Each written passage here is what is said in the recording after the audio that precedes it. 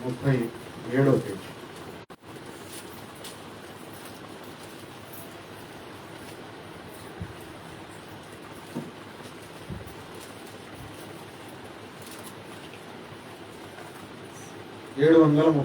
Page. ఇక్కడ మనకు దానియేలు గురించిన ఒక మంచి సంఘటన ప్రపంచం యావత్తు నేటి వరకు చెప్పుకుంటున్న సంఘటన ఒకటి రాయబడి ఉంది. ఆయన భక్తి జీవితంలో ఒక పెద్ద శ్రమను ఎదుర్కొన్నాడు, విజయవంతుడయ్యాడు. అది ఆ విజయం నేటి వరకు అనేక మంది భక్తులను పురికొల్పుతూ ఉన్నది. అంత గొప్ప విజయం సాధించాడు. ఈ 6వ అధ్యాయంలో మనం చదువుకుంటూ ధ్యానం చేసుకుంటూ ఉంటే, తన రాజ్యం అంతటిపైన అధిపతులుగా ఉండుటకై 120 మంది అధిపతులను నియమించుటకు దర్యావేషునకు ఇష్టమైను. వారిపైన 3 ప్రధానులుగా నియమించెను. ఆ 3 దానియేలు ముఖ్యుడు. దానియేలు ఇశ్రాయేలీయుడు, అంటే దేవుని జనాంగం, దేవుని బిడ్డ. ఈ దర్యావేషు కాలంలో, ప్రపంచమంతా పరిపాలించిన కాలంలో దానియేలు చెరలో ఉన్నాడు, బానిసగా ఉన్నాడు. కానీ ఆ రాజ్యంలో కూడా దేవుడు దానియేలు భక్తి జీవితాన్ని బట్టి ఒక మంచి స్థానం ఆ దేశంలో, ఆ రాజ్యంలో అనుగ్రహించాడు, మంచి స్థితిని ఇచ్చాడు. ఆ 3లో దానియేలు ముఖ్యుడు. రాజునకు నష్టం కలగకుండానట్లు ఆ అధిపతులు తప్పకుండా వీరికి లెక్క అప్పచెప్పవాలని ఆజ్ఞ ఇచ్చాడు. 120 మంది అధిపతులు ఉన్నారు. ఈ 120 మంది అధిపతుల పైన మరలా 3. ఈ 120 మంది ఈ 3కి ప్రతి విషయంలో లెక్క చెప్పాలి, రాజుగారికి నష్టం కలగకుండా. ఈ 3లో దానియేలు మరి ముఖ్యుడు. అంటే ఎందుకు ముఖ్యుడయ్యాడు దానియేలు? 3వ వచనంలో ఈ దానియేలు అతి శ్రేష్టమైన బుద్ధి గలవాడై ప్రధానులలోను అధిపతులలోను ప్రఖ్యాతి నొంది ఉండెను గనక రాజ్యం అంతటి మీద అతనిని నియమింపవలని రాజు ఉద్దేశించెను.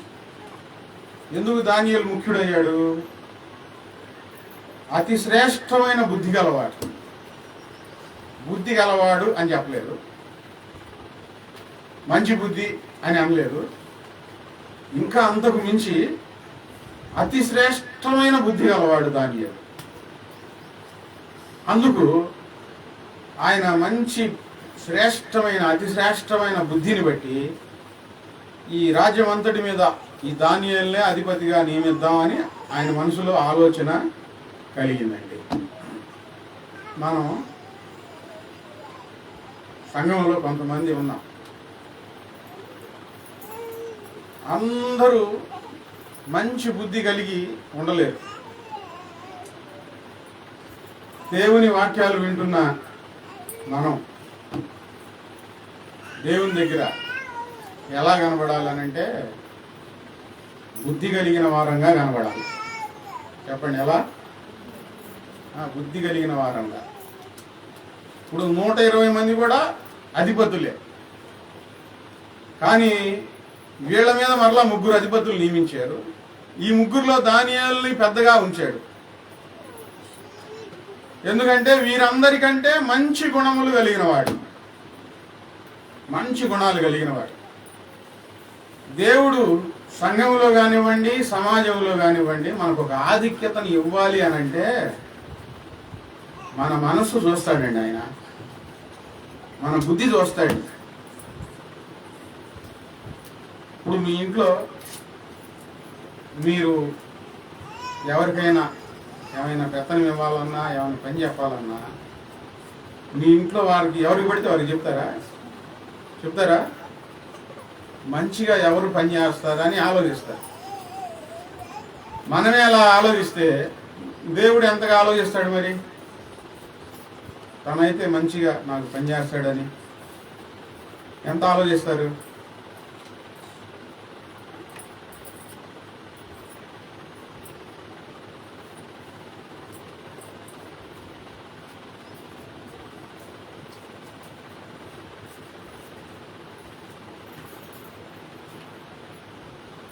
మనం దేవుని ఎదుట ఎలా కనబడాలంటే, కనబడటం అంటే మన జీవితాన్ని బట్టి మనం అలా కనబడతాం అంతే. ఇక మంచి బుద్ధి కలిగిన వారంగా కనబడాలి. అప్పుడు దేవుడు హెచ్చిస్తాడు.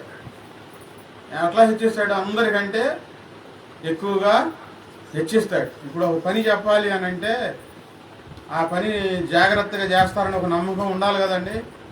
నమ్మకం లేక జాగ్రత్తగా చేయరనుకుంటే ఆ పని వాళ్ళకి మనం చెప్పలేం, ఒక స్థాయి ఇవ్వలేం. దేవుడు కూడా అలాగే చేస్తాడు. మనల్ని ఒక స్థాయిలో ఉంచాలి, మంచి స్థితిని మనకి ఇవ్వాలి అని అనుకుంటే మన బుద్ధి ఎలాంటిది, ఏం చేస్తాడు వీళ్ళు, అది చూస్తాడు దేవుడు.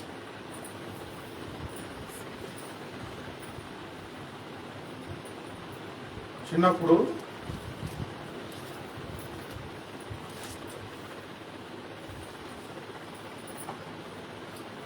మా అమ్మ పని చెప్పేది. కొట్టుకెళ్ళి రమ్మంటే ఒక 5 రూపాయలు ఇచ్చింది అనుకోండి, 5 రూపాయలు కొట్టుకెళ్ళి పలానా వస్తువు తీసుకొని రా, 1 రూపాయో 10 రూపాయలు మిగిలింది, మళ్ళా జాగ్రత్తగా ఇంటికి తీసురా అని చెప్పింది. జాగ్రత్తగా ఇంటికి తీసుకొచ్చి, అమ్మా నువ్వు ఇలా చెప్పావు, ఇదిగో 10 రూపాయలు మిగిలింది, ఇదిగో ఇచ్చానంటే ఆమెకి ఎంత సంతోషం కలిగింది. ఒక 10 రూపాయలు కొనుక్కొని ఏడు ఇంటికి వచ్చి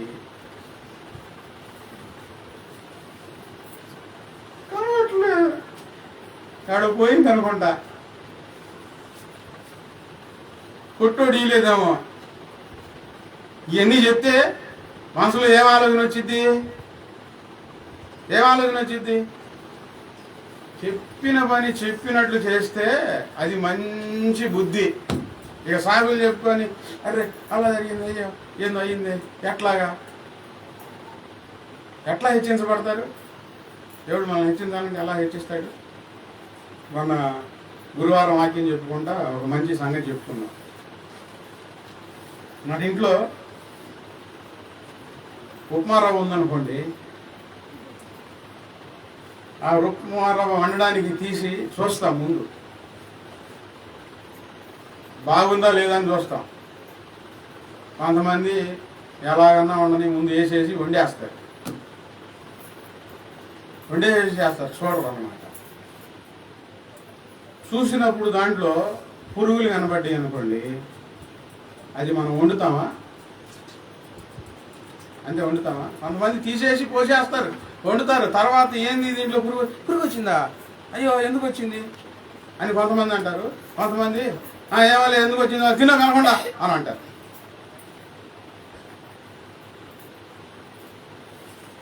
ముందే జాగ్రత్త పడరు.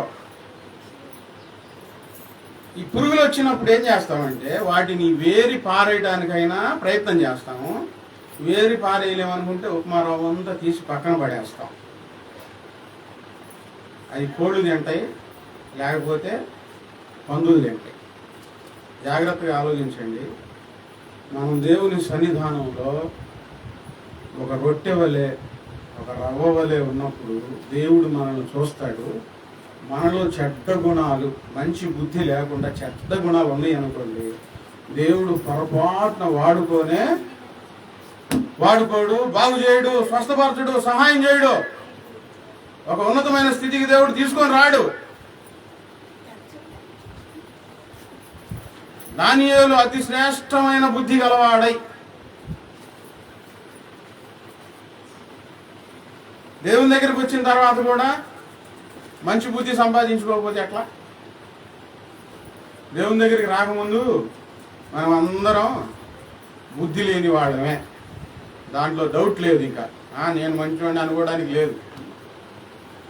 ఇప్పుడు దేవుని దగ్గరికి వచ్చిన తర్వాత మనం ఏం సంపాదించుకోవాలి? కీర్తన గ్రంథం 119 అధ్యాయం చూడండి.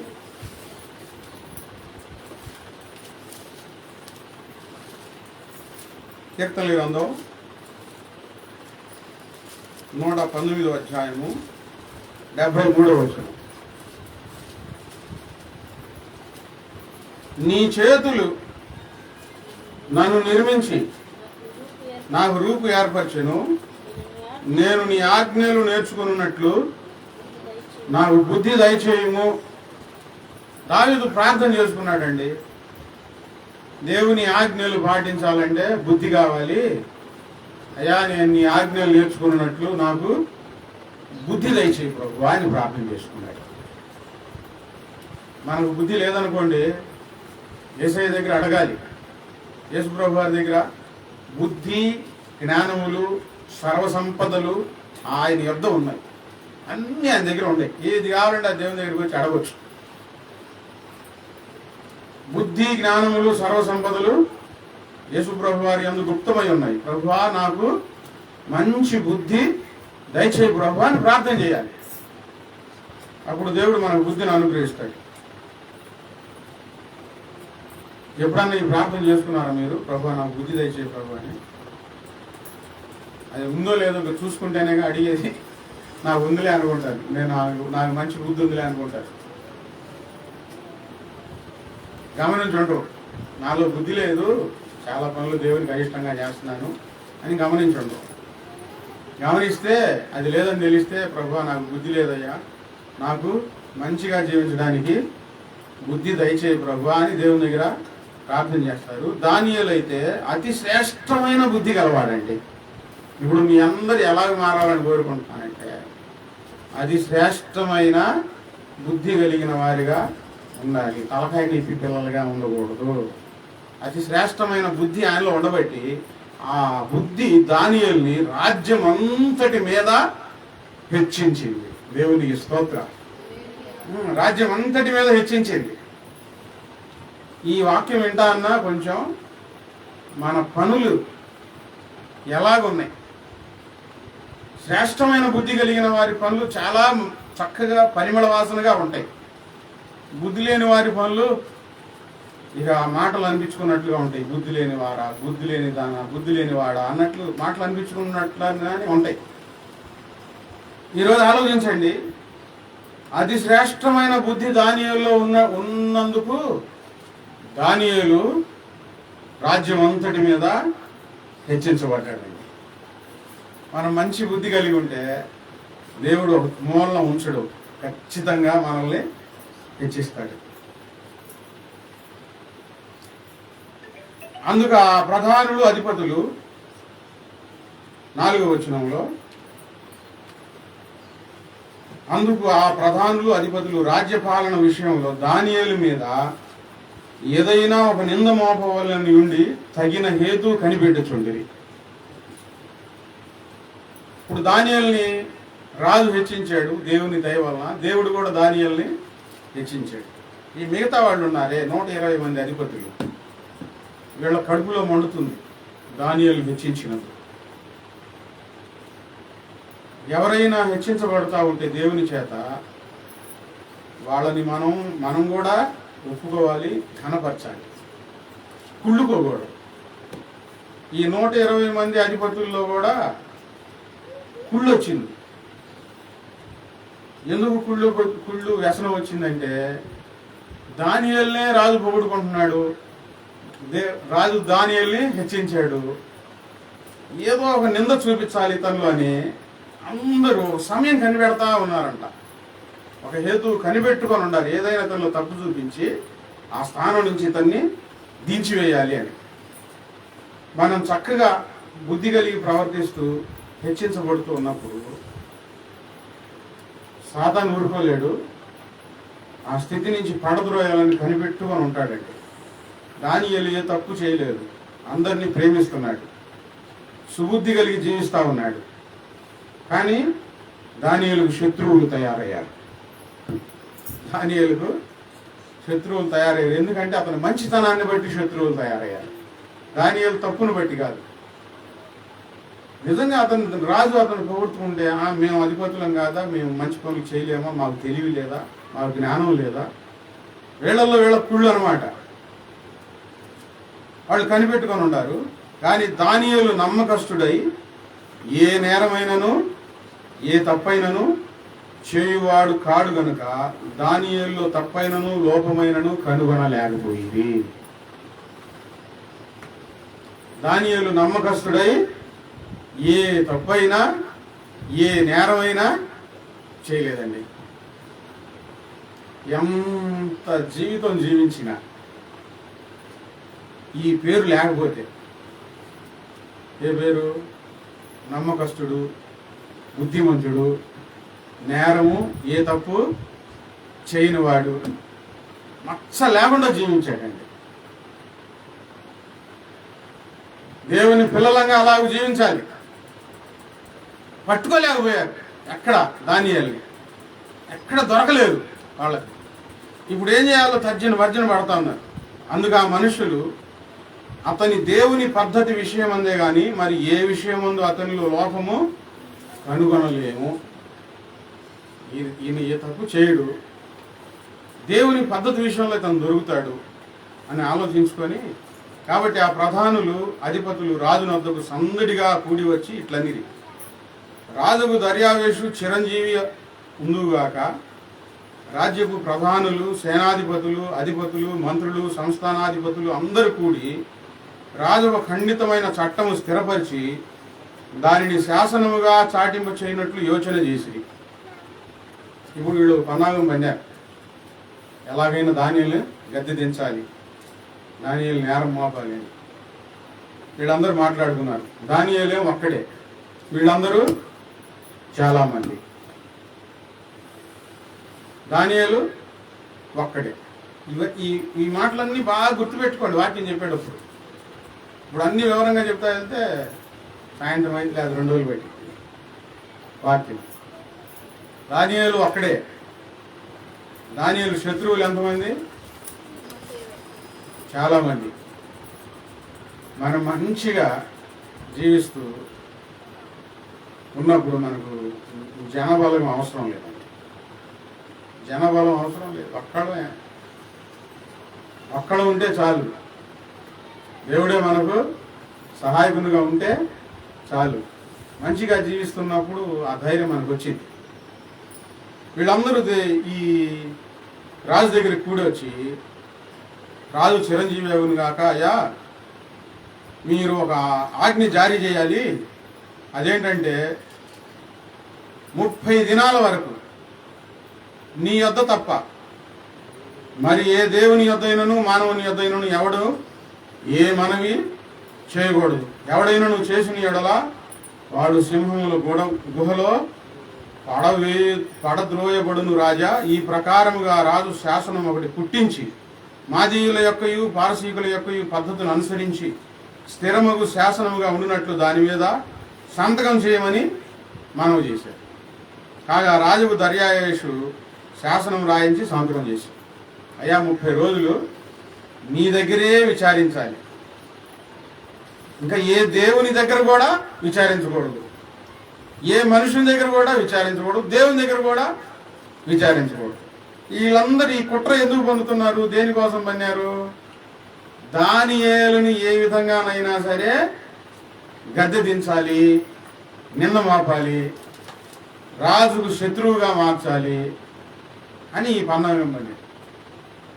వీళ్ళందరూ ఈ మాట పలికేసరికి ఇదేదో బాగానే ఉందని రాజు ఏం చేశాడంటే, సరే అలాగే చేయించండి అని చెప్పి శాసనం రాయించి సంతకం చేయించాడు. 30 రోజుల వరకు రాజు దగ్గర మాత్రమే విచారణ చేయాలి, ఇంకొక దేవుని దగ్గర కూడా వెళ్ళకూడదు, ఇక ఆయనే మనకు దేవుడు అన్నట్లు చేస్తే రాజుకు సంతోషం కలిగింది.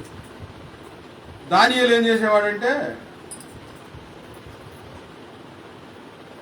దినానికి 3 మార్లు ప్రార్థన చేసుకునేవాడు. దానియేలు ఎన్నిసార్లు? రోజుకి ఎన్నిసార్లు ప్రార్థన చేసుకునేవాడు? రోజుకు 3 సార్లు ప్రార్థన చేసుకునేవాడు. దానియేలు అయితే 7 సార్లు దేవుని స్తుతించేవాడు. దినమునకు 7 మార్లు నిన్ను స్తుతించుచున్నాను అని ఆయన చెప్పారు. దానియేలు 3 సార్లు ఉదయము, మధ్యాహ్నము, సాయంత్రము దేవునికి ప్రార్థన చేసేవాడు. కిటికీ తలుపులు తెరిచి, యెరూషలేము వైపు కిటికీ తలుపులు తెరిచి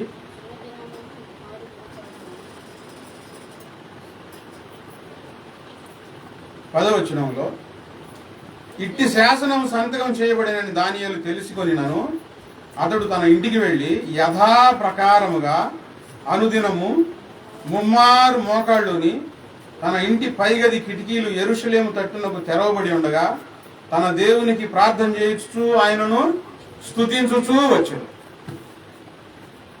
ఒక మరణ శాసనం రాయబడిందని తెలిసి కూడా ప్రార్థన చేయడం మానలా. యథాప్రకారంగా ఎన్నిసార్లు రోజుకి? గట్టిగా అందరు చెప్పండి, ఎన్నిసార్లు? 3 సార్లు. అది ఆయన తీర్మానం. మనం రోజు భోజనం ఎన్నిసార్లు చేస్తాం? 2 సార్లు తింటామా? ఒక్కొక్కళ్ళు 4 పూటలు తింటారు, ఒక్కొక్కళ్ళు 5 పూటలు తింటారు. దానియేలు ఎన్నిసార్లు ప్రార్థన చేస్తున్నాడు?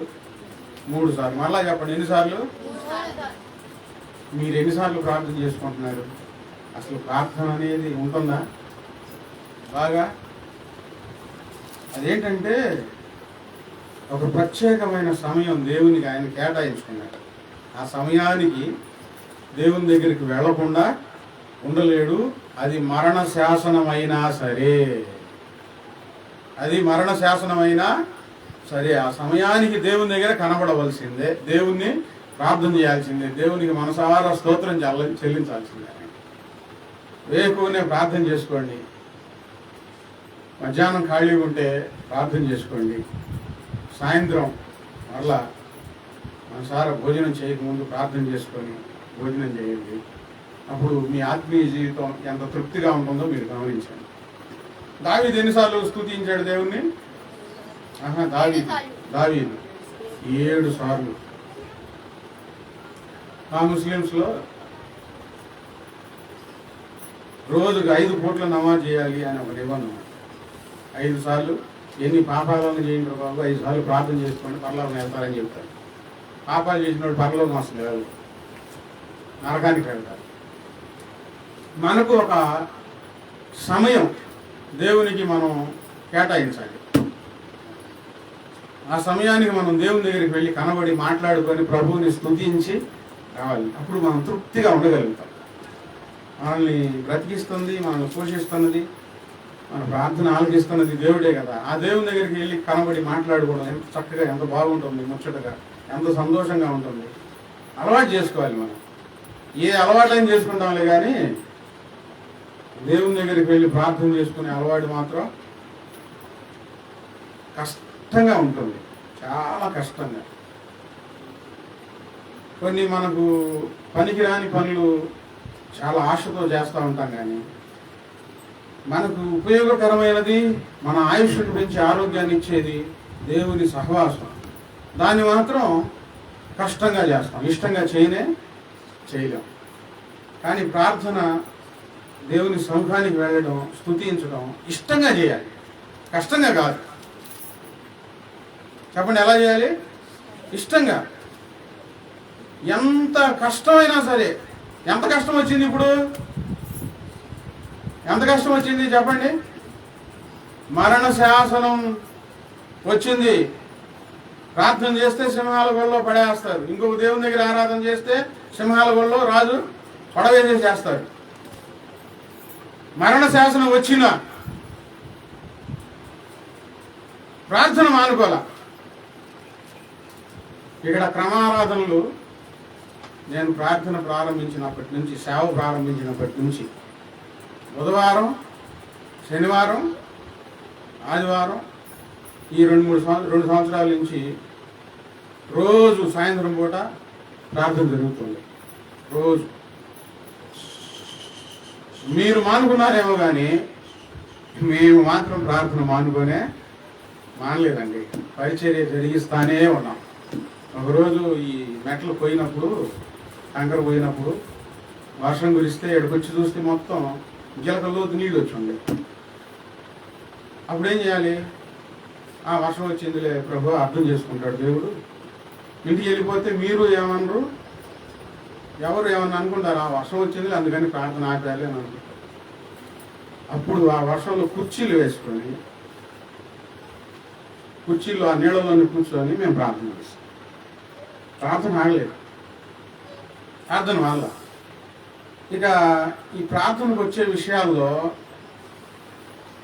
మీరు ఎన్ని చెప్పినా అవి సాకులుగా మారిపోతాయి. ఒక క్రమం అనేది మనకు ఉండాలి. సాకులు మహాపాపం. చెప్పండి ఏంటి సాకులు? మహాపాపం. ఎన్ని చెప్పినా ఇక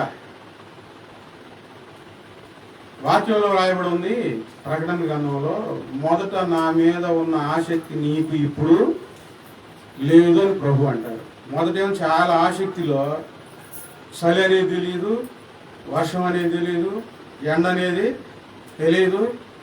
ఎట్లాగైనా సరే నేను దేవుని సన్నిధికి వెళ్ళి కనబడాలి, నా దేవుని సన్నిధికి నేను ఎప్పుడు వెళ్ళేదను, నా దేవుని సన్నిధిలో నేను ఎప్పుడు కనబడేదను ఆశ ఉండేది. ఇప్పుడు ఏమొచ్చింది? అన్ని అడ్డాలే, ఏ ఒకటి అడ్డాలు. శనివారం ఇప్పుడు చక్కగా అందరు పిల్లలు వచ్చి ప్రార్థన చేస్తున్నారు, నాకు చాలా సంతోషంగా ఉంది. ఒక్కొక్కళ్ళు వస్తూ ఉంటే వేకుంజామున తెల్లవారికి ఆదివారం ప్రభు శరీరంలో ప్రభు రక్తంలో మనం పాలిపాకపోతాం. దీంట్లో ఎలా పాలిపాలన అవ్వాలి? ప్రార్థనాపూర్వకముగా కనిపెట్టుకొని పరిశుద్ధంగా ఉంది ప్రభు వాళ్ళలో ప్రభు శరీరంలో పాలిపాలన. మీరు ఇంటికాడ ఉంటే ఇక్కడ మందిరంలో చేసినంత ప్రార్థన ఇంటికాడ చేయగలుగుతారా?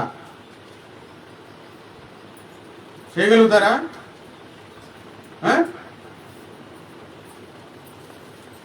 అందరం కలిసి ఆరాధించినట్లుగా ఇంటికాడ మీరు ఆరాధన చేయగలుగుతారా?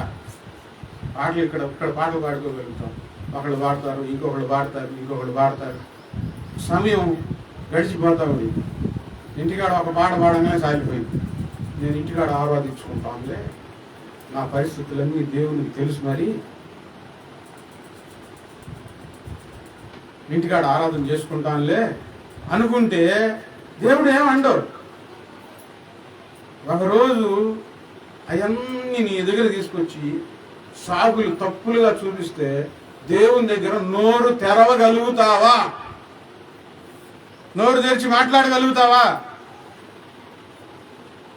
మొదట నా మీద ఉన్న ప్రేమ నీకు ఇప్పుడు లేదు అని దేవుడు ఒక మాట చెబితే నువ్వు చెప్పినవన్నీ ఒక తేలిపోదు, అంతే. ప్రార్థన జరుగుతుంది, ప్రభు శరీరంలో ప్రభు రక్తంలో పాలిభాగం అవడానికి దేవుడు మీకు అవకాశం ఇచ్చాడు, ఎవరికి లేని భాగ్యం ఇచ్చాడు. ఇక నువ్వు నోరు మూసుకొని ఎన్ని ఆటంకాలు ఉన్నా వచ్చి ప్రార్థనలో గడిపితే దేవునికి సంతోషం. శనివారం కొన్ని మందిరాల్లో 2 వరకు 3 వరకు ప్రార్థనలు జరుగుతాయి తెలుసా? 3 గంటల వరకు ప్రతి శనివారం ఎంత ప్రార్థనలు జరుగుతాయో ఆ ప్రభు శరీరంలో ప్రభు భయంతో వణుకుతో ఆరాధన చేస్తారండి. సాకులు చెప్తే దేవుడు నిన్ను రక్షించింది సాకులు చెప్పడానిక? ఏదో సాగు చెప్పి నాకు రాదు కాదులే, నాకు బాగలేదులే అని చెప్పుకోవడానికి పరలోకంలో పనికిరాదు. ఈ దానియేలు జీవితంలో ఉన్నది సుబుద్ధి, శ్రేష్టమైన బుద్ధి దేవుడు హెచ్చిస్తాడు. ఒక విషయం గమనించండి, మీరు వెనక్కి పోయే కొంది దేవుడు మిమ్మల్ని ముందుకు తీసుకొని మాత్రమే రాలేడు, వెనక్కి పోతానే ఉంటారండి. వెనక్కి పోతారో ముందుకు వెళ్తారో ఒకసారి ఆలోచించుకోండి. ఎంతమంది ఉన్నారు ఇప్పుడు ఇక్కడ? కొంతమందికి ఇళ్లలో అస్సలు కుదరదు, నాకు తెలుసు, వాళ్ళని నేను ఒప్పుకుంటా. కుదిరి కూడా రాకుండా ఇంట్లో సరిపెట్టుకొని ఇక్కడ నేను ప్రార్థన చేసుకుంటున్నానులే అని అంటారే, దయ్యపు మాటలు అవన్నీ. నేను ఇంటికాడ ప్రార్థన చేసుకుంటాను. సంఘం అన్న తర్వాత కలిసి ఉండాలి, ప్రతి ఆరాధనకు హాజరవ్వాలి, రావాలి, అంతే. దానియేలుకి ఎటువంటి శాసనం విధించబడింది? ప్రార్థన చేస్తే పోయి సింహాల గుహలో పడేస్తామన్న మరణ శాసనం తెలిసిన ఎన్ని పూట్ల? 3 పూట్ల. 3 పూట్ల ఆరాధన చేస్తా ఉన్నాడు. ఇది పట్టుకున్నారు. 11వ వచనంలో ఆ మనుషులు గుంపు కూడి వచ్చి దానియేలు తన దేవునికి ప్రార్థన చేయుటయు ఆయనను బతిమలాడుకొనుటయు చూసి. ఏం చూశారు వీళ్ళు? దానియేలు దగ్గర ప్రార్థన చేస్తున్నాడు. దేవుని దగ్గర ఏం చేస్తున్నాడు? చెప్పండి, అందరూ చెప్పండి. ఏం చేస్తున్నాడు? బతిమలాడుకుంటున్నాడు అండి. ఏమని బతిమలాడుకుంటున్నాడు? ప్రభువా వీళ్ళని క్షమించయ్యా, తెలియక చేస్తున్నారయ్యా, ఈ దేశంలో ప్రజలను మార్చయ్యా, నన్ను నీవు ఈ దుష్టుల చేతుల్లో నుంచి నన్ను కాపాడు ప్రభువా, నేను నిన్ను విడిచిపెట్టలేనయ్యా, ఈ మరణ శాసనం వచ్చినా నిన్ను విడిచిపెట్టలేనయ్యా, ఎలాగైనా సరే ఈ దుష్టుల చేతుల్లో నుంచి నన్ను కాపాడు ప్రభువా. బతిమలాడుకుంటా ఉన్నారు. ఎప్పుడైనా దేవుని దగ్గర బతిమలాడుకున్నావా? కూర్చొని నీకు వచ్చిన సమస్యల మీద, నీకు వచ్చిన పరిస్థితుల మీద బతిమలాడుకున్నావా? నీ దగ్గర, నీ పాదాల దగ్గర నేను ఉండాలయ్యా, నీ పాదాలు విడిచిపెట్టకూడదు ప్రభువా, నీ పాదాలు నేను పట్టుకొనే ఉండాలయ్యా, నీ పాదాల సన్నిధిలో నేను ఉండాలయ్యా, దూరం కాకూడదయ్యా, అటువంటి ఘడియలు నాకు రానియొద్దు ప్రభువా అని బతిమలాడుకున్నావా? చెప్పండి, బతిమలాడుకున్నారా? ఎలాగైనా నీ సన్నిధికి వెళ్ళి నేను కనబడాలి ప్రభువా అని బ్రతిమలాడుకున్నావా? ఆశ ఉంటే కదండి బతిమలాడుకునేది. ఆశ లేకపోతే ఏం బతిమలాడుకుంటారు? ఆశ లేదు. ఆయనకేం ఆశ ఉంది? ఒకవేళ వాళ్ళు నన్ను చంపితే, ఆ సింహాల గోళ్ళలో పడేస్తే, ప్రభువా నేను నిన్ను దూషించకుండా, నిన్ను అవమానపరచకుండా, నీ నామమును గట్టిగా నేను పట్టుకొని ఉండాలి, ఆ చచ్చిపోయేటప్పుడు కూడా నిన్ను స్తుతించాలి ప్రభు అని బతిమలాడుకొని ఉంటాడు దానియేలు. ప్రార్థన మాత్రం మానుకోకూడదయ్యా అని బతిమలాడుకొని ఉంటాడు. వాళ్ళు గుంపు కూడి వచ్చి ఆ సంగతి చూసి, రాజా 30 దినముల వరకు నీకు తప్ప మరి ఏ దేవునికైనాను మానవునికైనాను ఎవడును ప్రార్థన చేయకూడదు, ఎవడైనా చేసిన ఏడలో వాడి సింహాల గుహలో పడదేనని నువ్వు ఆజ్ఞలేదా అని మనవి చేయగా రాజు మాదీయుల యొక్కయు పారిసీయుల యొక్క పద్ధతి ప్రకారం ఆ సంగతి స్థిరము, ఎవరునూ దానిని రద్దుపరచజాలరు. అందుకు వారు చెరపట్టబడిన యూదుల్లోనున్న ఆ దానియేలు నిన్నే గాని నీవు పుట్టించిన శాసనమునే గాని లక్ష్య పెట్టలేదయ్యా, నీ మాట నెట్టివేసేశాడు, అనుదినము ముమ్మారు ప్రార్థన చేయుచూ వచ్చుతున్నాడని చెప్పిరి. రాజు ఆ మాట విని బహుగా వ్యాకులపడి దానియేలును రక్షింపవాలనని తన మనసును దృఢం చేసుకొని సూర్యుడు అస్తమించే వరకు అతన్ని విడిపించడానికి ప్రయత్నం చేసెను. మనుషులు దీనిని చూసి రాజసన్నిధికి సందడిగా కూడి వచ్చి, రాజా, రాజు స్థిరపరిచిన ఏ శాసనం గాని తీర్మానం గాని ఎవడను రద్దుపరచజాలడు, ఇది మాదీయులకు పార్సీకులకు విధి అని తమను తెలుసుకునే వాళ్ళు అంటాడు. అంతకు రాజు ఆజ్ఞేయగా ఒంట్రౌతులు దానియేలును పట్టుకొని పోయి సింహముల గుహలో పడవేశారు. ఇప్పుడు దానియేలుకి శ్రమ దేనికి వచ్చింది చెప్పండి? తప్పు చేసి కాదు. దేనికి వచ్చింది శ్రమ? ప్రార్థన చేసినందుకు, మానకుండా ప్రార్థన చేసినందుకు పెద్ద శ్రమ వచ్చింది, భయంకరమైన శ్రమ వచ్చింది. దానియేలు శ్రేష్టమైన బుద్ధిగా అలవాడు కదా, ఎట్లా అయినా తప్పిద్దామని ప్రయత్నం చేశాడు. కానీ వీళ్ళు ఒక మాట అడ్డం వేశారు. నువ్వు మాట ఇచ్చావు, మాట తప్పితే నువ్వు రాజు కాదు, అబద్ధికుడు అవుతావు అన్నట్లు మాట్లాడేసరికి చేసేదేమి లేక సెలవిచ్చి వేసేశాడు. సైనికులు వచ్చి దానియేలు తీసుకొని వెళ్ళి దానియేలుని సింహపు గుహలో పడవేశారు. అక్కడ ఏం జరిగింది? ఆనాటి కాలంలో రకరకాల శిక్షలు ఉండేవి, చాలా భయానకరమైన శిక్షలు అవి. అందులో సింహాల గుహలు. ఆ సింహాలకు ఎప్పుడో ఒకసారి కొంచెం ఆహారం వేస్తారు, అవి బాగా ఆకలితో ఉంటాయి. ఎవరైనా తప్పు చేసినప్పుడు ఆ సింహాల గుహలో పడవేస్తే వెంటనే పిప్పిగా కొరికి తినేసేస్తారు. సింహాల గుహలో పడవేసిన వెంటనే ఏం జరిగింది? పట్టుకొని పోయి సింహాల గృహలో పడద్రోయగా రాజు అంటాడు, నీవు అనుదినము తప్పక సేవించుచున్న నీ దేవుడే నిన్ను రక్షించునని దానియేలుతో చెప్పాను. వారు ఒక రాయి తీసుకొని వచ్చి ఆ గుహ ద్వారమున దానిని మూసిరి. మరియు దానియేలును గూర్చి రాజు యొక్క తీర్మానము మారునేమో అని రాజు ముద్రను, అతని అధికారుల ముద్రను వేసి దానిని ముద్రించి, మళ్ళీ రాజు మనసు మారిపోయి ఆ గుహ తలుపు తీసేసేస్తాడేమని చెప్పి తాళాలేసి దాన్ని బంధించి వేసేసి ముద్ర వేసేసేసారు కదలలేకుండా. ఆ రాత్రి అంతా రాజుకు నిద్ర పట్ల. అంతటా రాజు తన నగరుకు వెళ్ళి ఆ రాత్రి అంతా ఉపవాసం ఉండి నాట్య వాయిద్యములను జరగనీయలేదు. అతనికి నిద్ర పట్టకపోయాను. ఇప్పుడు దానియేలు కోసం ఎవరు ఉపవాసం ఉన్నారు చెప్పండి? ఎవరు ఉపవాసం ఉన్నారు? రాజే ఉపవాసం. అన్నం తినలేదండి. అతను చాలా మంచి బుద్ధి గలవాడు. వీళ్ళందరూ కుట్ర పని నన్ను కూడా మోసం చేశారు, దానియేలు ఇరిగించారని అన్నం తినడం మానుకున్నాడు. ఎవరు చెప్పండి? ఎవరు? రాజు. చూసారా? ఒక మంచి జీవితం జీవిస్తే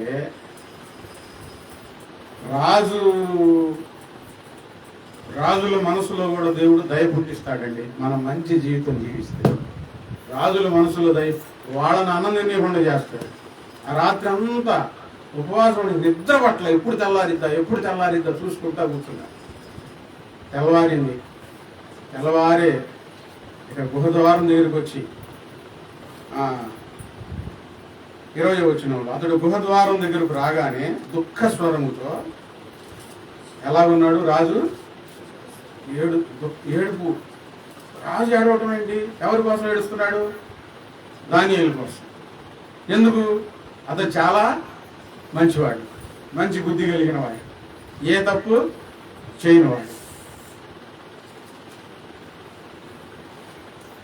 దుఃఖ స్వరముతో దానియేలు పిలిచి, జీవం గల దేవుని సేవకుడైన దానియేలు, నిత్యము నీవు సేవించుతున్న నీ దేవుడు నిన్ను రక్షించగలిగినా అని అతన్ని అడిగాను. అందుకు దానియేలు, రాజు చిరకాలము జీవించునుగాక, నేను నా దేవుని దృష్టికి నిర్దోషినిగా కనబడితిని గనుక ఆయన తన దూతను పంపించి సింహములు నాకు ఏ హానియు చేయకుండా వాటి నోళ్ళు మూయించాను. బతికున్నాడో లేడో అని చంపేసి ఉంటే నేను అనుకోకుండా గృహదారం దగ్గరికి వెళ్ళి, దానియేలు, దేవుడు నిన్ను రక్షించాడని కేకవేసి వెంటనే స్వరం వినపడింది, రాజు చిరకాలము జీవించునుగాక. మనసు తెప్పరిల్లింది రాజుకు. అనుదినము నేను సేవించుతున్న నా దేవుడు, నేను నా దేవుని దృష్టికి నిర్దోషునిగా కనబడి తిని గనుక ఆయన తన దూతను పంపించి సింహములు నాకు ఏ హాని చేయకుండా వాటి నోళ్ళు మూయించాను. ఎంత అద్భుతం ఉంది! సింహాల గుహలో పడేశారు. వీళ్ళు సందడిగా వెళ్ళిపోయారు. ఆ రాయి దొల్లించి ఆ గుహ ద్వారమునకు ముద్ర వేసేసారు. కానీ రాజు నిద్ర పట్ల. వీళ్ళు సందడి చేసుకుంటా ఉన్నారు. వెళ్ళి తెల్లవారుజామున వచ్చి పలకరించినప్పుడు దానియేలు ఏం చెప్తున్నాడంటే, నేను నా దేవుని దృష్టికి నిర్దోషిగా కనబడ్డాను. మనం దేవుని దృష్టికి ఎలా కనబడాలి? మచ్చలేని వారముగా కనబడాలి. ఎప్పుడైతే దానియేలు సింహాల గుహలో పడేశారో అక్కడ ప్రభు ఉన్నారండి. దేవుని దూత వచ్చి సింహాల నోళ్ళు మూయించాడు. దానియేలు సింహాలతో కలిసి అక్కడ పడుకున్నాడు. సింహాలు ఏమి చేయలేదు, దానియేలుని ముట్టుకొనివ్వలేదు.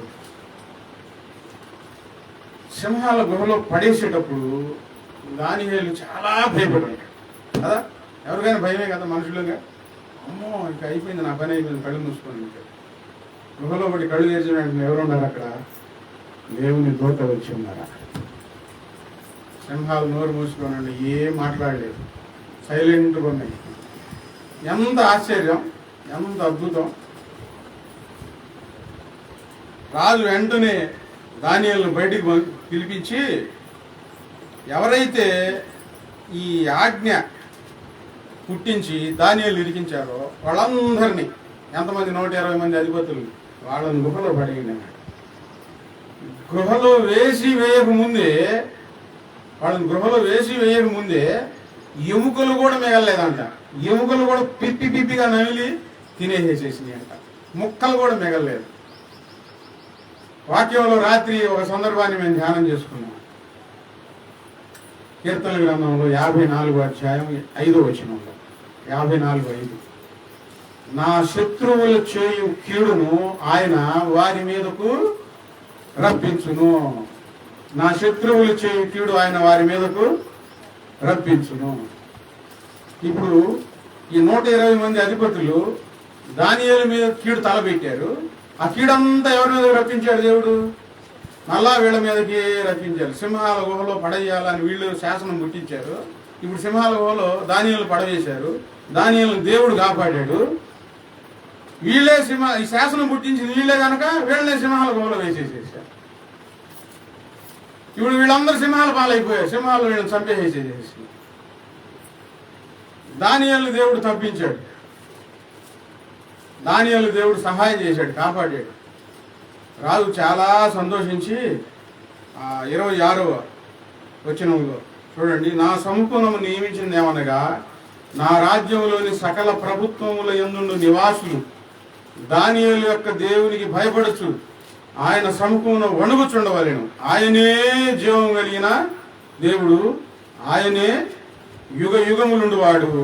ఆయన రాజ్యం నాశనం కానేరదు. ఆయన ఆధిపత్యం తుదమట్టున కొండును. ఆయన విడిపించువాడును రక్షించువాడునై ఉండి పరమందును భూమి మీదను సూచక క్రియలు ఆశ్చర్య కార్యములు చేయువాడు ఆయనే. సింహముల నోట నుండి ఈ దానియేలును రక్షించును అని వ్రాయించెను. ఒక శాసనం రాయించాడు. ఏం శాసనం రాయించాడంటే ఈ దానియేలు ఆరాధించే దేవుడిని అందరూ ఆరాధించాలి. ఈ దానియేలును దేవుడు సింహాల నోట నుంచి విడిపించాడు.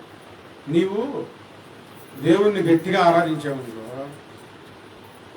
మీ ఇంట్లో వాళ్ళే ఎవరు ఈ 120 మంది అధిపతులు ఉన్నట్లు ఉంటారు. నీ ఇంట్లో వాళ్ళు ప్రార్థన చేయవాక, కాసేపు చేసుకో, ఎక్కువసేపు చేయవాక, ఏంది వాళ్ళమ్మటి వెళ్తున్నా పొద్దాహలా, వారం ఒక్కరోజే వారం వారం వెళ్ళాలా, ఇవన్నీ చెప్తా ఉంటారు. నీవు క్రమంతో దేవుని ఆరాధిస్తూ ఉంటే వాళ్ళ శాసనం కొట్టివేయబడిద్ది, నీ శాసనం నీ ఇంట్లో నియమించబడిద్ది. దేవుని స్తోత్రం. హల్లెలూయా. వాళ్ళ శాసనాలు కొట్టివేయబడతాయి. ఇక నువ్వు చెప్పినట్టు వాడిగా నువ్వు సరిగ్గా ఆరాధించకపోతే దేవుడు నీ పక్షాన ఏ కార్యము చేయలేడు. అంటే చేయలేడు. నియమం ప్రకారం ఆరాధించు. మరణ శాసనం వచ్చిన దానియేలు మర్చిపోలేదు. ఇప్పుడు ఒక ప్రభుత్వం రాబోతుంది. ఒకవేళ ఆ ప్రభుత్వం వచ్చిందనుకోండి, ప్రార్థన చేయని, ప్రశాంతంగా ప్రార్థనకు రాని. ఇక్కడ కాదు, వాళ్ళ కనుదృష్టి అంతా చర్చిల మీదనే. ప్రార్థనలకు వెళ్ళనివ్వకూడదు. సినిమాలకు వెళ్తారా? వెళ్ళండి. వ్యభిచారం చేయడానికి వెళ్తారా? వెళ్ళండి.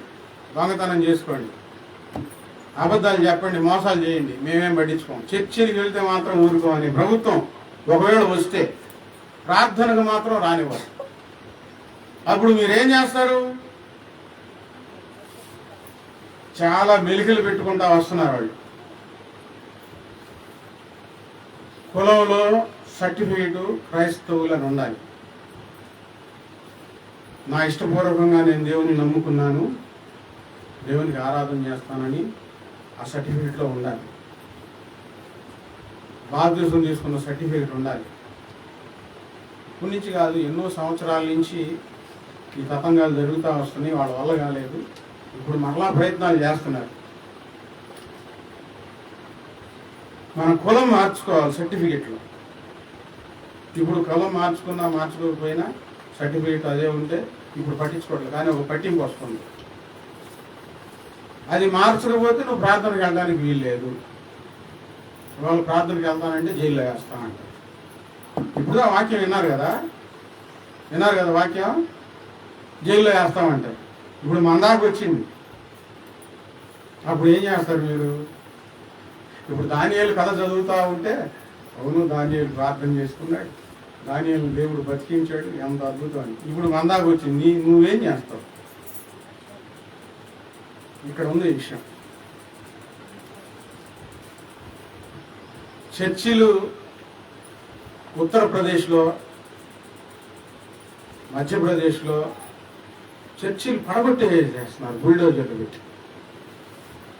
మన ఆంధ్రాలో కూడా లైసెన్స్ లేదని, నువ్వు పాస్టర్ కాదని, సర్టిఫికేట్ లేదని చర్చిలు కొన్ని మూసేసేసేసారు. ఇటు వస్తే ఈ చీరాల సైడ్ అట్లా వద్దాం చూస్తే చీరాల సైడ్లో పచ్చడి చేశారు, కొట్టారు, బాగా కొట్టారు. కొట్టేసరికి అటు రాట్లా బలం చూసుకొని వస్తారు. మళ్ళీ కొన్ని ఏరియాలో పడుతున్నారు, మా చర్చి జోలికి మీకు ఎందుకని.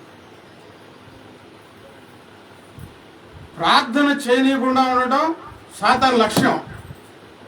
దానికి ఒక ప్రభుత్వాన్ని ఏర్పాటు చేసుకొని వస్తుంది. అది నువ్వు ప్రార్థన మానుకుంటావా?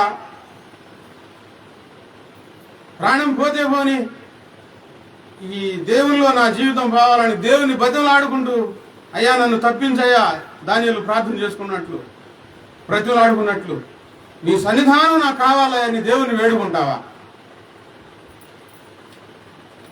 ఒక నిర్ణయం కలిగి ఉండాలి. ఒకవేళ రాకపోవచ్చు, రాకపోతే చాలా మంచిది. వచ్చింది అనుకోండి, గట్టి నిర్ణయం, గట్టి భక్తి జీవితం నీలో లేకపోతే,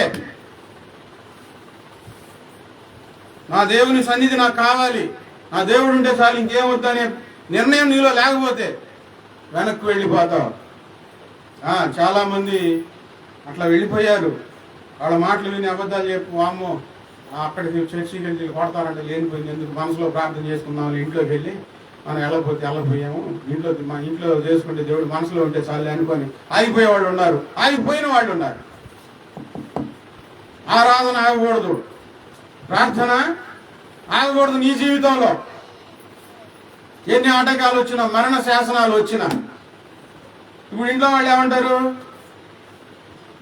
నేను వద్దని చెప్పానా ముందు నుంచి, ఈ కాలం మనకెందుకు, మనం చేయకపోవడం ఎందుకు, ప్రార్థన దేవుడు దాగిపోనంటారు. అప్పుడు ఏం చేస్తారు? వాళ్ళకి చెప్పుకోలేం, ఇట్లు ప్రభుత్వం వారికి చెప్పలేం. గట్టి నిర్ణయం ఉందనుకోండి, ఎవరికైనా సమాధానం చెప్పగలుగుతాం. నా దేవుడే నాకు కావాలి, ప్రార్థనే నాకు కావాలి. బహిరంగంగా ఇక ప్రార్థన చేసుకోవడం అవకాశం ఉండదు. ముందు కొన్ని రోజులు సంఘం ఎత్తబడే వరకు దేవుని నమ్ముకున్న పిల్లలు నమ్మకంగా ఈసారి చచ్చిపోతే చచ్చిపోయామలే, మనకు పరలోకం కావాలనుకొని ఆరాధన చేస్తూ ఉంటారే. ఈ శ్రమల కాలంలో ప్రభువు వారు దేవదూతలతో వచ్చి ఒక బోర ఊతారు. ఆ బోర శబ్దం నమ్మకంగా మంచిగా సాకులు చెప్పకుండా దేవుని ఆరాధించే వారికి వినబడి, ఆసక్తితో దేవుని ఆరాధించేవారు, బాగా ప్రార్థనా జీవితం కలిగిన వారికి వినబడి, అటు ఇటుగా ఉంటారే. పాష గారు ముందు పాష గారు వేషాలు, బయటకు వెళ్ళిన తర్వాత బయట వేషాలు ఉంటారు, వాళ్ళకి వినపడదు, వాళ్ళు ఇడబడతారు. నమ్మకంతో ఎవరైతే ఆరాధిస్తున్నారో వాళ్ళు వినపడిద్ది, వాళ్ళు ఎత్తబడతారండి. ఇప్పుడు 20 మంది ఉన్నా, 20 మందిలో అందరూ ఎత్తపడతారని చెప్పలేము. నమ్మకంగా ఉన్నవాళ్ళు ఆ బోర్ శబ్దం వినపడిన వెంటనే మాట్లాడుతూ నీకు కనపడను, నీ పక్కన వాడు కనపడరు. యేసుప్రభువు చెప్పారు, ఇద్దరు తీరువలు విసురుచుందరు, ఒకరు ఎత్తపడతారు, ఒకరు విడవబడతారు. ఇద్దరు ఒక మంచం మీద పడుకొని ఉంటారు, ఒకళ్ళు ఎత్తపడతారు, ఒకళ్ళు విడవబడతారు. వీళ్ళు కళ్ళు తెరిచి చూస్తే మంచం మీద ఉండరు. తర్వాత ఎప్పుడో నిద్ర మేలుకోవచ్చు. మా ఆయన కనపడ్డా, మా ఆయన వచ్చాడా, ఆడిపోయాడు అనుకోవడం. ఒకళ్ళేమో మా ఆవిడ కనబడిందా, డాడీకి పోయింది, వాళ్ళకి పొద్దున్న నాకు చెప్పకుండా పోయింది అనుకోండి. మా ఇంట్లో కూడా కొంతమంది కనపడలేదు అని అంటారు. డాడీకి పోయారు వీళ్ళందరూ కొడగొనుక్కొని. దేవుని స్వరం వినపడింది, దేవుని పరలోక రాజ్యానికి, దేవుని దగ్గరికి ఎత్తబడతారు. అందుకని దేవుని పిల్లలారా, మీ జీవితాన్ని ప్రార్థనలో క్రమబద్ధీకరించుకోండి. ప్రార్థనకు అవకాశం ఇవ్వండి. గట్టి భక్తి జీవితం చేసుకోండి. విడవబడిన వారి కష్టాలు చాలా ఉంటాయి.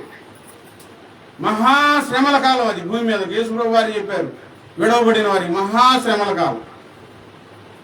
ప్రభుత్వం వారు వచ్చిన, పోలీసు వారు వచ్చిన, ఇంట్లో వాళ్ళు సింహాలై గర్జిస్తూ ఉన్న, దేవుని కోసం నువ్వు మానక ప్రార్థన చేసుకుంటూ ఉంటే దేవుడు ఆయన దగ్గరికి తీసుకుంటాడు. ఇక్కడ విడవబడిన వారి మహాశ్రమల కాలం వస్తుంది, నీ ద్వారా దేవుని నామం మహిమపరచబడుతుంది. కొట్టేటి వాడి ద్వారా దేవుని నామం మహిమపరచబడుతుంది. కష్టమైనా నష్టమైనా ప్రాణం పోయినా సరే దేవుని కోసం నేను నిలవబడాలి, దేవుని కోసం నేను జీవించాలి. ఏదైనా తప్పు చేస్తున్నావంటే దేవుని కోసం జీవించడం తప్పు కాదు. దేవుని కోసం నువ్వు వస్తున్నది అన్యాయం కాదు. దేవుని కోసం నువ్వు వస్తున్నది అక్రమం కాదు. ఒకరికి కీడు, ఎవరికి నువ్వు కీడు చేయడం లేదు. నీ ఆత్మను రక్షించుకోవడానికి నువ్వు దేవుని దగ్గరకు వస్తున్నావు.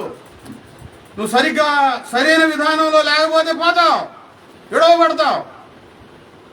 దానియేలు వలె గట్టిగా నిలవబడి సింహాల బోన్లోనైనా సరే ప్రార్థన మాననుకుని తీర్మానంతో దేవుని సన్నిధిలో క్రమంగా దేవుని ఆరాధన చేస్తూ ఉంటే నీ ద్వారా దేవుని నామము మహిమపరచబడుతుంది. ప్రభు దగ్గరికి చేరుకుంటాం, ప్రశాంతంగా ఉండగలుగుతాం. ఇక్కడ కొత్త కాలమే, బాధలు శ్రమలు అన్నీ ఉంటాయి. ఇప్పుడు దేవుడు నన్ను ఎప్పుడు ఆశీర్వదిస్తాడు, దేవుడు నాకు ఎప్పుడు సహాయం చేస్తాడు, మాకు డబ్బులు ఎప్పుడు ఇస్తాడు అనేది చూసుకోవడం మాని ముందు ఏం చేయాలి? క్రమమైన ప్రార్థన చేసుకోండి. క్రమంగా ప్రార్థనకి, రోజు ప్రార్థనకు రండి. సాగులు చెప్తా కూర్చున్నారంటే దరిద్రం పట్టుకునేదండి. దేవుని పిల్లలకి దేవుని దగ్గర ఉండి దరిద్రం అనుభవించకూడదు, ఆశీర్వాదం అనుభవించాలి.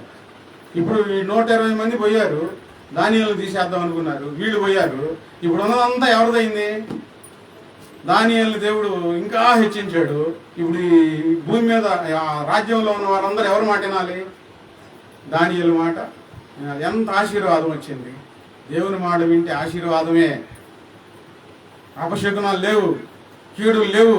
ఇంతకుముందు తప్పు చేయడానికి తెగించావు ఏ విషయంలోనైనా. ఇప్పుడు దేవుని కోసం తెగించు. తెగించకపోతే నువ్వు ఏమి సాధించలేవు, ఏమి సాధించలేవు దేవుని కోసం తెగించకపోతే. ఇక జీవితంలో ఇక తినటం, తాగటం, సుఖం అనుభవించడం, భోగభాగ్యాలు అనుభవించడం ఇవన్నీ తర్వాత సంగతి. ముందు నీ ఆత్మను రక్షించుకో, ప్రార్థనలో నిలకడగా ఉండు. సింహాల బోళ్ళ నుండి దానియేలును తప్పించిన దేవుడు నిన్ను కూడా, నువ్వు గట్టిగా నిలవబడితే నిన్ను కూడా దేవుడు తప్పిస్తాడు, హెచ్చిస్తాడు, తలగా ఉంచుతాడు, తోకగా ఉంచడు. మోహరించండి, అందరూ ప్రార్థన చేస్తున్నాం.